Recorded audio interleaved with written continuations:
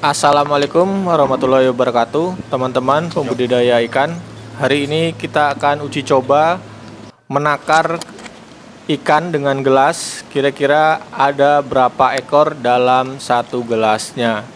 Karena yang digunakan pedagang di pasar, khususnya penjual ikan bibit, itu menggunakan takaran gelas. Sedangkan untuk per ekornya itu 150. Jadi kalau misalkan mereka pedagang itu matok harga 15.000 per gelas, otomatis jika satu gelas berisi 100 ekor, maka bisa dibagi 15.000 dibagi 100 ekor, ketemunya Rp150 juga. Nah, untuk mengingat kembali bagaimana penjual di pasar menggunakan gelas, kita akan flashback dulu ke waktu pembelian ikan di pasar saat itu. Oke, cek ya dulu ya.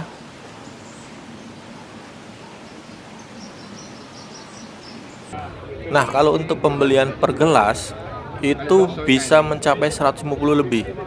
Ya kadang dari 100 sampai 150, kan kadang tergantung size-nya juga. Di gelas biasa nih kak, lingging, handel, botol, gelasan sekali, gelas ukuran minum. Nah, ini ditakar pakai gelas satu, ya itu satu gelas ini kisaran 100 ekor sampai 150. Ini kita dibuat satu plastik ini isinya 10 gelas. Ekosistem bisnis di dunia perikanan ini ya seperti ini ya. Ada pemijah, pendeder, terus pembesaran untuk konsumsi. Dan biasanya kalau untuk konsumsi sendiri itu kita itu keberhasilannya itu ada dua ya. Pertama dari pakan yang sehat, aman, tidak menyebabkan kematian, dan yang kedua itu kadang faktor air juga.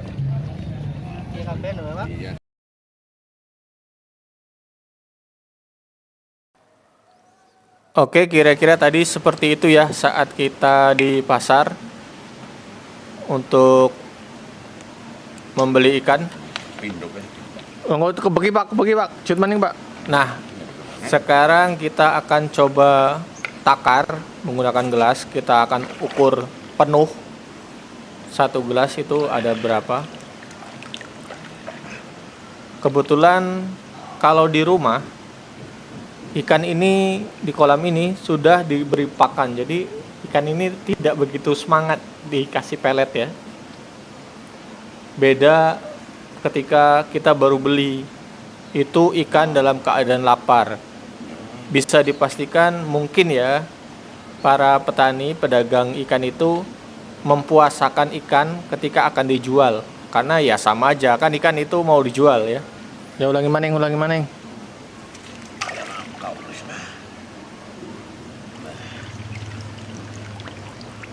Nah, wis kepek lah, jajal pak, hitung pak. Ya serius pak, temenan. Nah, ini udah penuh ya. Ya ini memang kurang penuh. Tapi kita akan hitung aja ya, karena ikannya yang ada di kolam ini sulit untuk dijaring ya. Yuk hitung yuk. Ya bisa dikatakan masih kurang. Kita akan coba hitung berapa jumlah ikan dalam satu gelas. Yuk hitung.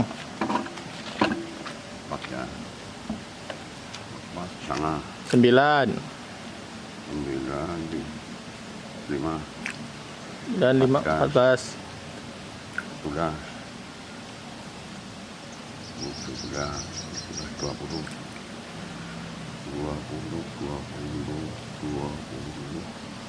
25 28 31 35 37 40 42 47 47 49 51 kali 4 55 56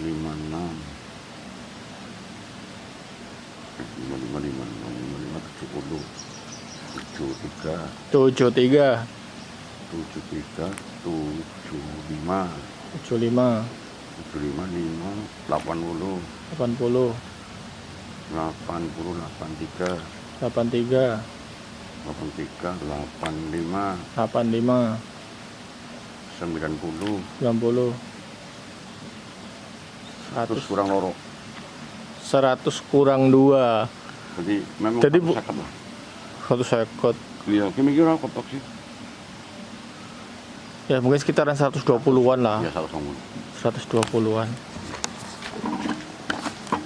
Ya wis, pindah nama yang Bapak.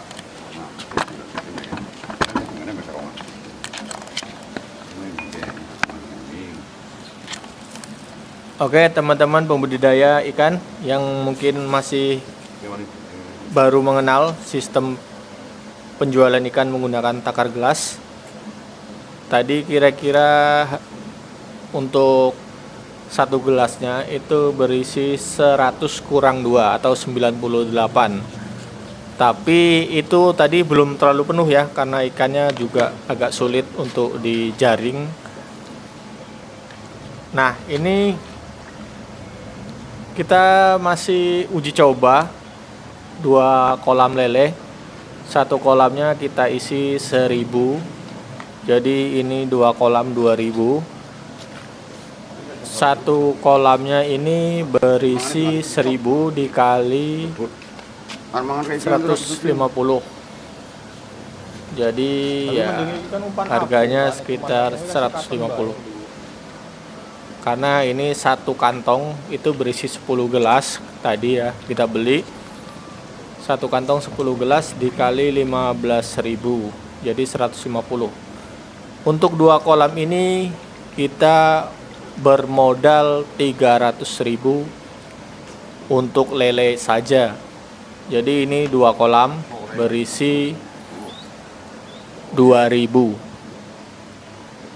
dimana satu kolamnya berisi 1000 dengan harga saat itu kita beli 150.000.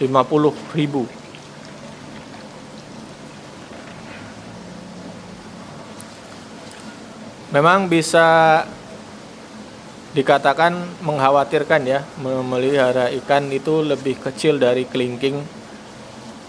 Seharusnya bagi pemula seperti kami memelihara di atas ukuran 12 cm atau mungkin 1 jempol dewasa ya. Karena itu bisa dikatakan ikan kebal. Ikan-ikan yang masih kecil seperti ini seringkali perutnya itu bengkak ya, karena nafsu makannya tinggi dan kadang pelet yang diberikan itu mengembang di dalam perut. Jadi mereka si lele-lele ini tidak bisa memperkirakan kapasitas perut mereka sendiri. Kadang mereka makan terlalu lahap dan tanpa sadar ketika di dalam perut ikan lelenya, itu pakan itu melar ya kalau bahasa Jawanya ya, ngembang. Nah, itulah yang menyebabkan ikan itu seperti kekenyangan, menggantung. Mungkin bisa disiasati bagi pemula seperti kami ini. Setelah kami pahami, seharusnya ikan itu jangan terlalu banyak diberi pakan. Ini pembelajaran juga ya. Ini namanya training in the job. Belajar berlatih dari pekerjaannya. Kebetulan